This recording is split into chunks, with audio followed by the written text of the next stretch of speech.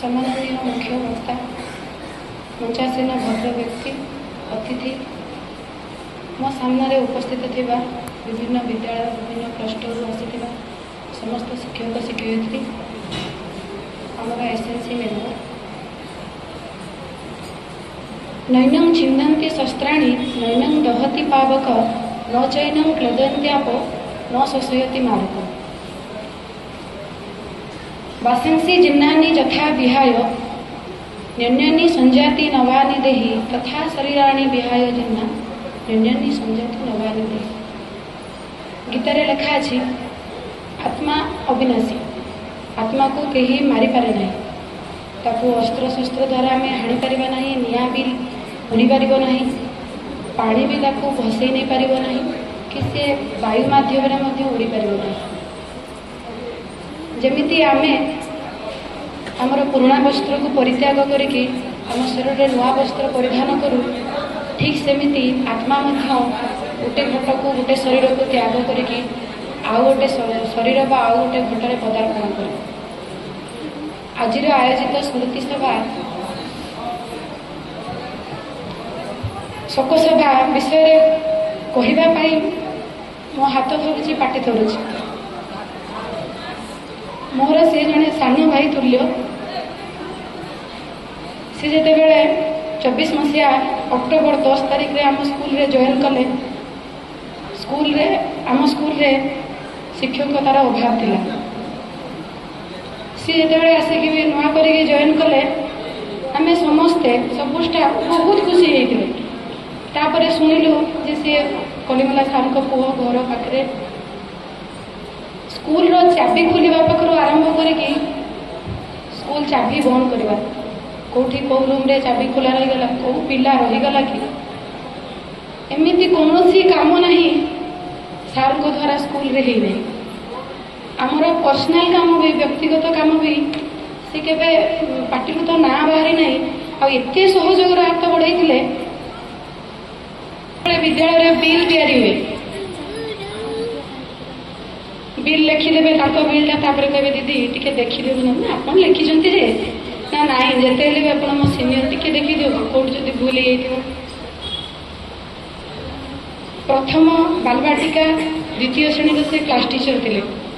पिला को पूरा जमती सिस्टमेटिक आमर नियम अनुसार जमती पढ़ेवा कथा पूरा गोल करके बसई थे। मझे से बसते मुझे बेले बेले देखे से बॉक्स लगी था मुझे बेले बेले देखे सार मार्च ना हाँ दीदी आसना मुझे सहित सहयोग करके छुआ नाचिकी खेल पाठ पढ़ाए।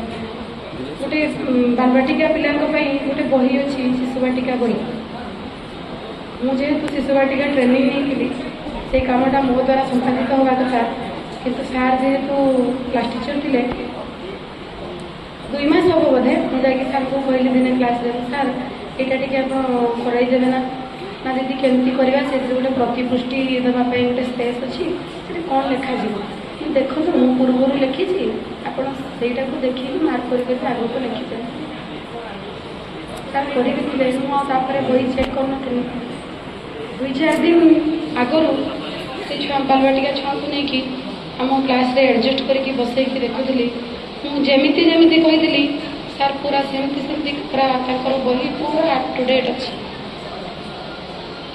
जो दिन ये घटनाटा घटला मुझे जमार जान नी रातिर घटना मुझे जमा जान नी सका 6:45-50 पाखापाखि रेजाई फोन कल हाँ दीदी कहतु कहले आप कथा शुणी ना कि शुणी ना रोला सार आना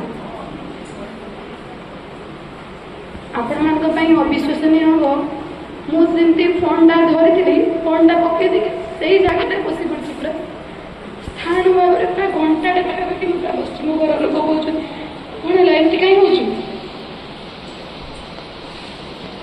माने कथा कहवा परिस्थिति भी मो घरे नी जो स्पॉट रे से एक्सीडेंट हम प्रत्येक दिन से रास्ता देके जाऊँगी रास्ता देके आसूँ घर बाहर भी मन पड़े एमती सार जीवार 15 दिन होगा गोटे मुहूर्त ना कि आम मैंने मन पकईन राखी पूर्णमी आग दिन आम राखी भी बांधि आम 3 जन दीदी मिसकी राखी भी बांधिलु सान भाई भाया ତାଙ୍କୁ ସ୍ନେହ ଦେଇକି ଆମେ ଚାହୁଁଥିଲୁ ଯେମିତି ଆମ ସ୍କୁଲର କାର୍ଯ୍ୟକ୍ରମ ବହୁତ ଆଗକୁ ଆଗକୁ ଯାଉ ବୋଲି, କିନ୍ତୁ ଭଗବାନ ସେଇ ଖୁସିଟାକୁ ଆମମାନଙ୍କ ପାଖରୁ ଛଡ଼େଇ ନେଇଗଲେ। ରାକ୍ଷୀର ମହତ୍ଵ ରହିଲା ନାହିଁ ଆମର। କିଛି ଦିନ ତଳେ ଗୋଟେ ମିଟିଂ ହେଇଥିଲା ଆମର ଆସ ସ୍କୁଲ ଯିବା ପ୍ରୋଗ୍ରାମ। ସେଥିରେ ବ୍ୟାନର କରିକିନା ଶୋଭାଯାତ୍ରା ହେବାର ଥାଏ।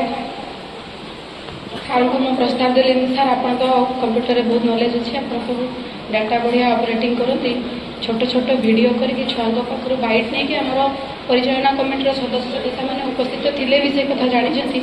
ତାଙ୍କ ପାଖରୁ ଛୋଟ ଛୋଟ ବାଇଟ୍ ନେଇକି ଆମେ ଗୋଟେ ବଢ଼ିଆ ଭିଡ଼ିଓ ଗୀତ ପକେଇକି ଭିଡ଼ିଓ କରିବା, ଭଲ ଲାଗିବ।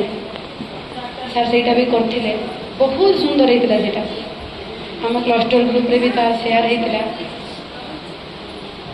ସିଏ ତ ଆମକୁ ଶୋକସାଗରରେ ଭସେଇ ଚାଲିଗଲେଣି, କିନ୍ତୁ ମୁଁ ଯେତେ ଦିନ ପର୍ଯ୍ୟନ୍ତ ବଞ୍ଚିଥିବି ସାର୍ଙ୍କୁ କେବେ ଭୁଲି ପାରିବିନି।